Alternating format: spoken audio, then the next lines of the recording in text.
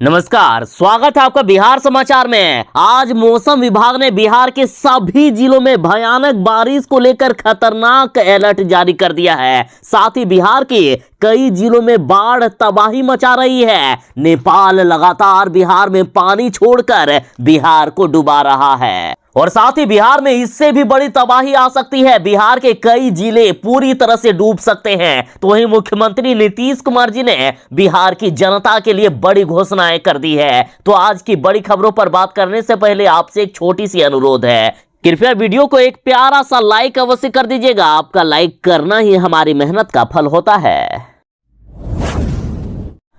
अब ये लीजिए, बिहार में आज आफत की बारिश होने वाली है। मौसम विभाग ने आज खतरनाक अलर्ट जारी करते हुए कहा है कि बिहार के एक दो नहीं बल्कि सभी जिलों में भयानक बारिश होगी और तेज वज्रपात का हाई अलर्ट जारी कर दिया गया। और इतना ही नहीं, मौसम विभाग ने कहा है कि अगले 72 घंटों तक बिहार में भारी बारिश का अलर्ट है। बिहार के सभी 38 जिलों में भयानक बारिश का अलर्ट जारी कर दिया गया। मौसम विभाग के अनुसार वैसे तो बिहार के सभी जिलों में भारी बारिश होने वाली है, लेकिन यहां तक भी कह दिया गया है कि बिहार के इन जिलों में सबसे खतरनाक तरीके से बारिश होगी। और ये जिले हैं बिहार के मधुबनी, सहरसा, कटिहार, पूर्णिया, सुपौल, अररिया, किशनगंज, भागलपुर, मुंगेर, बांका, जमुई, लखीसराय। उसके साथ ही उत्तर पश्चिम और उत्तर मध्य बिहार के पश्चिमी चंपारण, पूर्वी चंपारण, गोपालगंज, सिवान, सारण, सीतामढ़ी, शिवहर, मधुबनी, दरभंगा, मुजफ्फरपुर, वैशाली, समस्तीपुर, इन जिलों में भयानक बारिश होने वाली है। साथ ही मौसम विभाग ने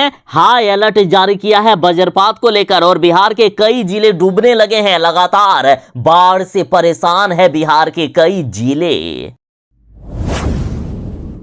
अब तक राजद के राष्ट्रीय अध्यक्ष लालू यादव थे, लेकिन अब तेजस्वी यादव को इसकी कमान मिलने वाली है। तेजस्वी यादव अब राजद की जिम्मेदारी उठाने वाले हैं। 11 अक्टूबर को आरजेडी के नए राष्ट्रीय अध्यक्ष का चुनाव हो रहा है, जिसमें से तेजस्वी यादव को कमान मिल सकता है। और आरजेडी अध्यक्ष लालू यादव की बात करें तो वो तेजस्वी यादव से पूरी तरह से खुश हैं। तेजस्वी यादव को लेकर लालू यादव ने पहले भी कहा है कि तेजस्वी यादव बखूबी पार्टी की बागडोर बहुत ही अच्छे तरीके से संभाल रहे हैं और राष्ट्रीय अध्यक्ष यदि इन्हें बनाया गया तो वो राजद को ऊंचाइयों तक ले जाएंगे। राजद में जहां 11 अक्टूबर को राष्ट्रीय अध्यक्ष का चुनाव हो रहा है, तो वहीं 21 सितंबर को होगा प्रदेश अध्यक्ष का चुनाव। और यहां तक ऐलान कर दिया गया है कि संगठित चुनाव की प्रक्रिया इसी महीने की 16 तारीख से शुरू कर दी जाएगी। चारों तरफ बस यही खबरें चल रही है कि तेजस्वी यादव राजद के राष्ट्रीय अध्यक्ष बन सकते हैं। तेजस्वी यादव ही राजद की कमान संभालने वाले हैं। बिहार के कई जिलों में बाढ़ तबाही मचा रही है। कोसी नदी की बात करें तो कोसी नदी सुपौल में सबसे ज्यादा तबाही मचा रही है। एक तरफ जहां सुपौल से किशनपुर जाने वाली सड़क 100 फीट तक कट गया है, तो वहीं सुपौल के दर्जनों गांवों में पानी घुस गया है। कई लोगों के घर बह गए हैं और अब तक का रिकॉर्ड हो गया है कि इस साल सर्वाधिक जलस्तर पर पहुंच गई है कोसी नदी। हालात इतनी गंभीर है कि सरायगढ़, किशनपुर, निर्मली और मरोना के दर्जनों गांव जलमग्न हो गए हैं। लोग त्राहिमाम कर रहे हैं। लोग अपने घरों को छोड़कर दूसरे जगह पलायन करने को मजबूर हैं। तो वहीं तटबंध के भीतर बसे कई गांवों के घर कटाव के कारण नदी में विलीन हो गए हैं, हमेशा के लिए बह गए। सुपौल में 56 में से 35 फाटक खोल दिए गए हैं और कहा जा रहा है कि इससे भी खतरनाक स्थिति हो सकती है। कोसी नदी का जलस्तर और भी बढ़ सकता है। तो वहीं सदर प्रखंड अंतर्गत तेलवा पंचायत वार्ड नंबर 5 के 57 परिवार के घर नदी में विलीन हो गए। निर्मली अनुमंडल क्षेत्र में कोसी तटबंध के भीतर बसे कई गांव में बाढ़ का पानी तेजी से फैल रहा है। सैकड़ों एकड़ खेत में लगी फसलें बर्बाद हो गई है और सरकार की तरफ से भी पर्याप्त मदद नहीं मिल रहा है। लोग लगातार हाहाकार मचा रहे हैं।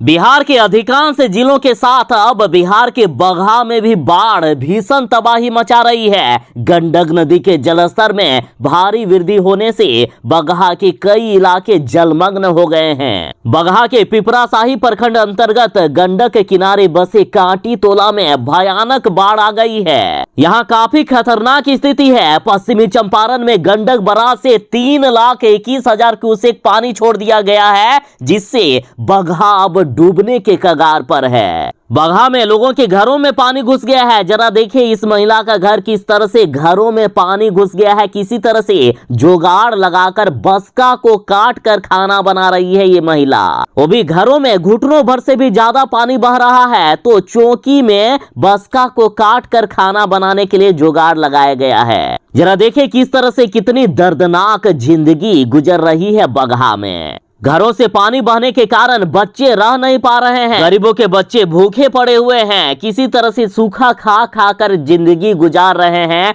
पीने के पानी तक की भी किल्लत हो गई है। जरा देखिए बगहा में गरीबों की झोपड़ियां किस तरह से डूब गई है। लोग मचान बनाकर रह रहे हैं, क्योंकि घरों से तो पानी बह रहा है। मचान बनाकर अपने ही घर में किसी तरह से जिंदगी गुजारा जा रहा है। तो ये जानवर भी भूखे मर रहे हैं। जानवरों के खाने के लिए लोग किसी तरह से दूर से घास वास लेकर आ रहे हैं।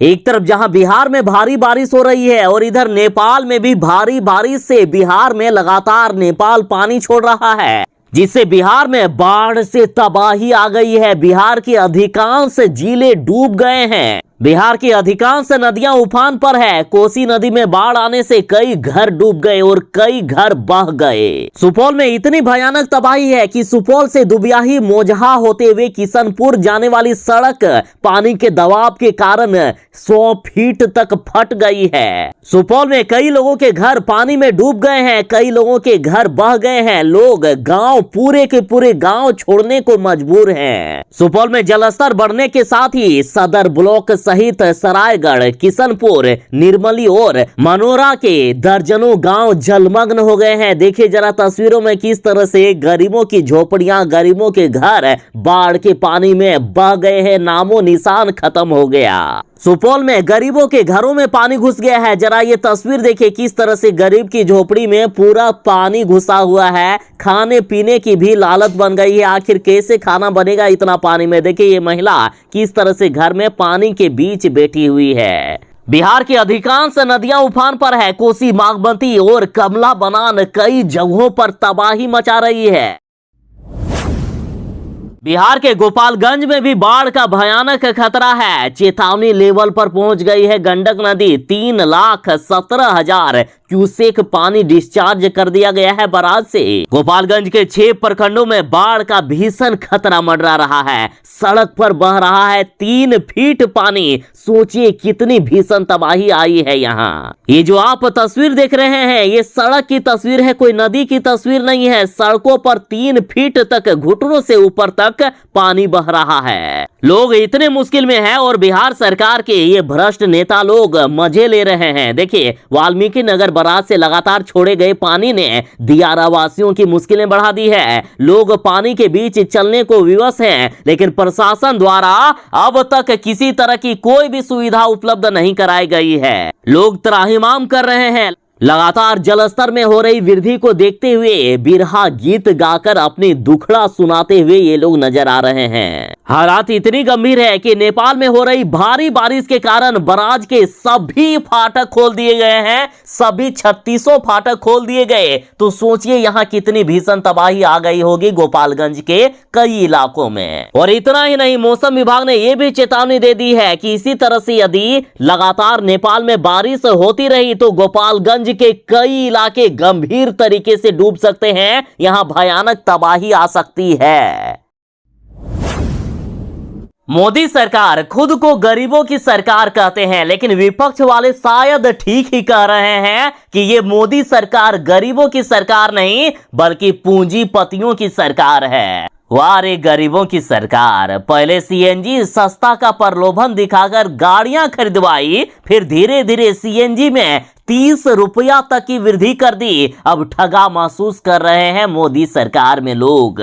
मोदी सरकार ने गरीबों के साथ छलावा किया है। देखिए, डीजल पेट्रोल के मुकाबले सीएनजी के मूल्य काफी कम होने के बाद बेरोजगारों ने बैंकों से कर्ज लेकर सीएनजी ऑटो खरीदा, लेकिन सरकार ने पिछले 3-4 महीने में के अंदर सीएनजी के रेट में 30 रुपया तक की वृद्धि कर दी है। गरीबों की सरकार में गरीब ही मोदी सरकार में सबसे ज्यादा पीस रहे हैं। मोदी सरकार में अपने आप को ठगा महसूस कर रहे हैं।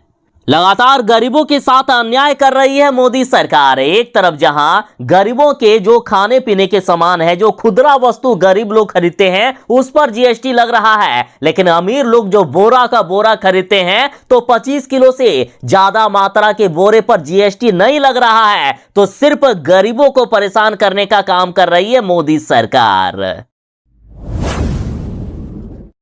पटना के युवाओं के लिए अच्छा मौका है। आप इंटर्नशिप कीजिए और हर महीने सरकार आपको 15,000 रुपए देगी। देखिए, the urban learning internship program से पटना स्मार्ट सिटी मिशन में 50 ग्रेजुएट युवाओं को इंटर्नशिप करने का मौका मिलेगा और चयनित इंटर्न को इंटर्नशिप के दौरान प्रति महीने 15,000 रुपया स्टाइपेंड के तौर पर दिया जाएगा, यानी 15,000 रुपए पैसे भी मिलेंगे, साथ ही इनका अनुभव भी बढ़ता जाएगा। पटना स्मार्ट सिटी लिमिटेड की ओर से कई ब्रांच में इंटर्नशिप कराया जा रहा है और इसका मकसद है कि जो कॉलेज के ग्रेजुएट पास करने वाले छात्र हैं उनको इंडस्ट्री एक्सपोजर मिले और सरकार की कंपनी में काम करने का अनुभव भी मिले। ऐसा इसलिए कि जब वह जॉब के मार्केट में जाए तो वो पूरी तरह से तैयार रहे, उसके पास अनुभव हो और उन्हें किसी प्रकार का काम करने में कोई दिक्कत ना हो। और इसीलिए सरकार इंटर्नशिप का कोर्स करा रही है और बदले में 15,000 रुपए महीना भी देने वाली है। और यदि आप ग्रेजुएट हैं और अप्लाई करना चाहते हैं तो AICTE इंटर्नशिप पोर्टल पर जाकर आप आवेदन कर सकते हैं या फिर internship.aicte.india.org पर जाकर भी आप अप्लाई कर सकते हैं।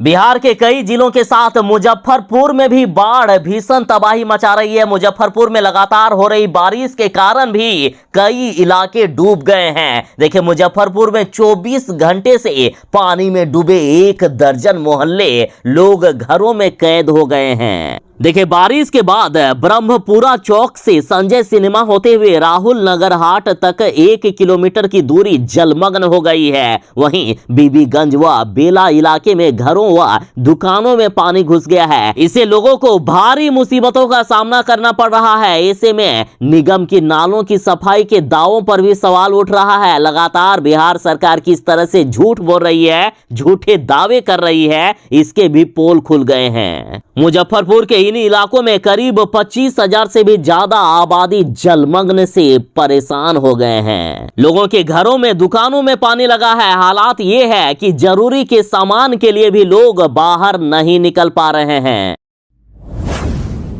बिहार के अधिकांश जिलों के साथ कटिहार में भी महानंदा नदी रौद्र रूप धारण कर लिए हैं। कटिहार में तो भयानक तबाही आ गई है। गंगा, कोसी व बरंडी में उफान है। कटिहार में भीषण तबाही आ गई है। लगातार बाढ़ से लोग त्राहिमाम कर रहे हैं। महानंदा का रौद्र रूप देखकर बाढ़ प्रभावित क्षेत्रों में लोग सहम गए हैं। कटिहार जिले के 1-2 नहीं बल्कि सभी प्रमुख नदियों का जलस्तर में वृद्धि हो गया है। एक तरफ जहां कटिहार में बाढ़ से लोग परेशान हैं, साथ ही यहां तेज कटाव भी हो रहा है। जरा तस्वीर देखिए किस तरह से स्कूल के भवन भरभरा कर गिर गया। सिर्फ 5 सेकंड में गंगा में समा गई स्कूल की बिल्डिंग। देखते ही देखते 5 सेकंड में धराशायी हो गई 2 मंजिला इमारत। तो इस तरह से कई यहां अन्य तबाहियां भी आई है।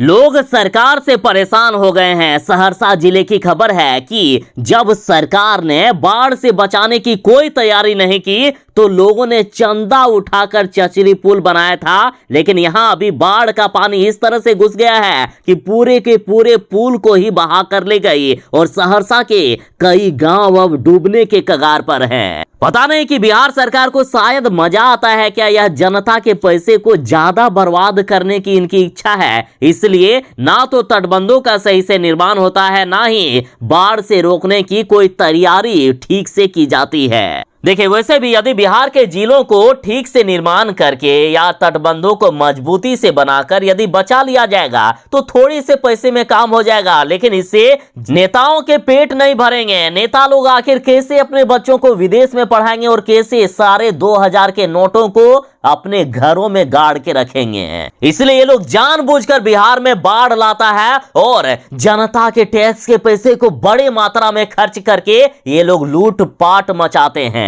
और यही कारण है कि बिहार लगातार बाढ़ में परेशान होता है। बिहार के लोगों की जिंदगियां नर्क बनती है। देखिए, सहरसा जिले के नवहट्टा प्रखंड अंतर्गत डरहार पंचायत के बरहारा में बाढ़ का पानी घुसने से चचरी पुल पानी में समा गया। ग्रामीण हकलान और परेशान है। ये चचरी पुल विगत 1 महीने पहले गांव में चंदा इकट्ठा करके ग्रामीणों ने खुद बनाया था। अब लोगों का घर से निकलना तक मुश्किल हो गया है। इतनी भीषण तबाही आ गई है, इस तरह से बाढ़ का पानी घुस गया है। यहाँ के लोग कह रहे हैं यहाँ ना कोई जनप्रतिनिधि आते हैं, देखने के लिए तक नहीं आते हैं और ना ही जिला प्रशासन के अधिकारी आते हैं।